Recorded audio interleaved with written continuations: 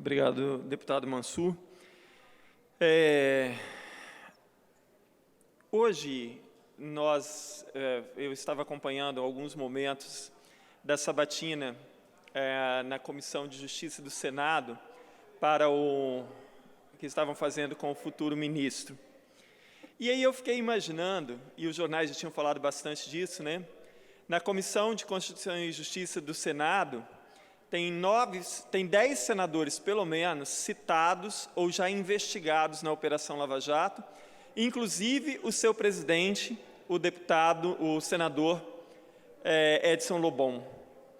Então, a que ponto nós chegamos no país em que o bandido entrevista aquele que provavelmente, futuramente, vai lhe julgar para lhe dar um emprego ou não? Isso é uma aberração, né? E aí, nos perguntamos, de onde vêm os exemplos para a população? Agora, nessa crise que ocorreu, então, as pessoas disseram assim, olha, muitos dos saques foram cometidos por pessoas comuns, não eram bandidos e ladrões profissionais, pessoas comuns que se aproveitaram daquele momento, que não tinha polícia e tal.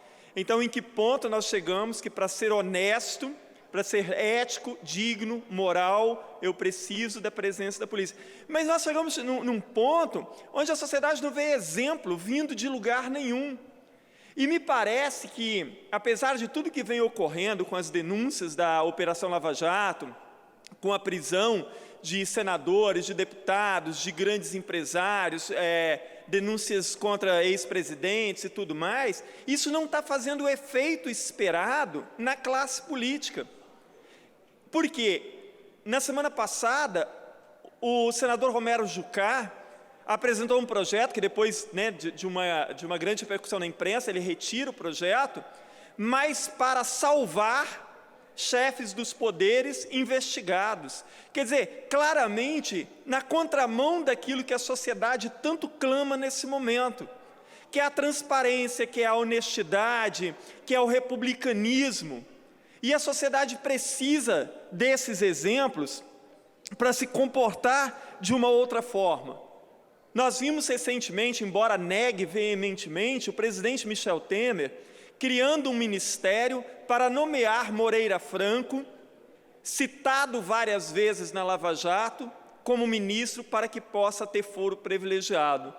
Negado veementemente pelo presidente, mas uma manobra muito clara que pode não ser esse o único objetivo, mas é esse um dos principais objetivos. Há umas 3 semanas atrás, eu vi que no Rio de Janeiro, com a crise que ali se instalou e salários atrasados do funcionalismo público, o repórter dizia que quanto mais baixo o salário do funcionário, mais atrasado esse salário está. Então, assim, aqueles que ganham 1, 2 salários mínimos são aqueles que estão tendo salários mais atrasados.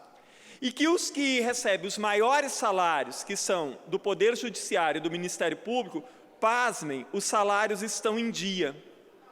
E aí, nessa mesma matéria, o jornalista dizia, porque no Rio de Janeiro tem um outro descalabro, né, que é o auxílio educação para filhos de juízes, que nessa crise o governo do Estado não estava depositando, embora mantendo os salários dos juízes em dia, não estava pagando esse auxílio educação, pois os juízes peticionaram contra o Estado e o Estado foi obrigado a fazer o depósito.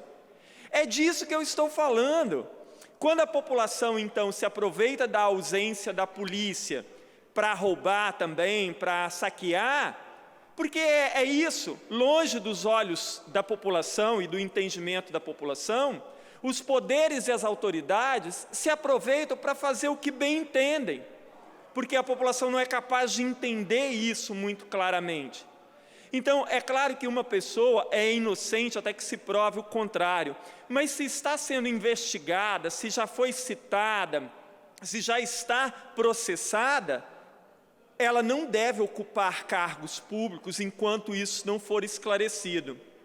E aqui no Espírito Santo também não é diferente. Nós temos secretários já condenados, nomeados pelo governador. Recentemente, o presidente do Banesp, já citado também, investigado pela Polícia Federal, mesmo assim nomeado para ser presidente do Banesp. Então, assim, nós não podemos mais conviver com isso, não é acusando ninguém, mas o republicanismo, a transparência exige isso, para que a população enxergue o exemplo. Ou nós vamos chegar a um momento e eu falava isso muito nas salas de aula, quando trabalhava assuntos desse aspecto com os meus alunos, que no Brasil está se normalizando tanto a disfarçatez, a cara de pau, o cinismo, a falta de republicanismo, a falta de ética, que nós vamos chegar um dia ainda no Brasil, que as pessoas vão ter vergonha de ser éticas, elas vão ter vergonha de ser normais, de serem honestas. Chegaremos um dia ainda que uma pessoa honesta e ética ao andar na rua vai ser apontada e os pais vão dizer assim, olha, não olha para ele não siga o exemplo dele não, porque ele é honesto. Nós vamos chegar a esse ponto um dia no Brasil. Nós precisamos urgentemente sair do discurso, nós precisamos mostrar que na prática nós estamos afinados com o nosso discurso. E os poderes têm uma responsabilidade imensa, o tempo inteiro se diz, porque tem que ensinar isso na escola, tem que ensinar isso na escola. Na escola se ensina muita coisa, na escola se trabalha muito a questão da ética, a questão da moral, só que aquele menino que está ali na escola, ouvindo o professor falar sobre isso, ele olha para a sociedade e olha pelo que o professor está dizendo, ele diz assim, esse professor é maluco, porque ele está falando de uma coisa que eu não estou vendo ninguém fazer lá fora. Então, ou o exemplo vem junto com o discurso, ou nós não teremos solução. Ou então precisaremos, a cada esquina, sim, um policial para a população se comportar, mas enquanto o exemplo não vier de cima, vai ser muito difícil construir um país verdadeiramente ético, honesto, sem corrupção e com dignidade para toda a população, porque todo mundo acaba se aproveitando de alguma forma para se auto-beneficiar. E o mesmo que saqueia ali para se aproveitar daquela situação, ele aponta para o político e diz, olha lá, só tem ladrão. Então, assim, nós precisamos fazer uma autoanálise da nossa sociedade e o exemplo passa a ser mais do que fundamental. Muito obrigado, presidente.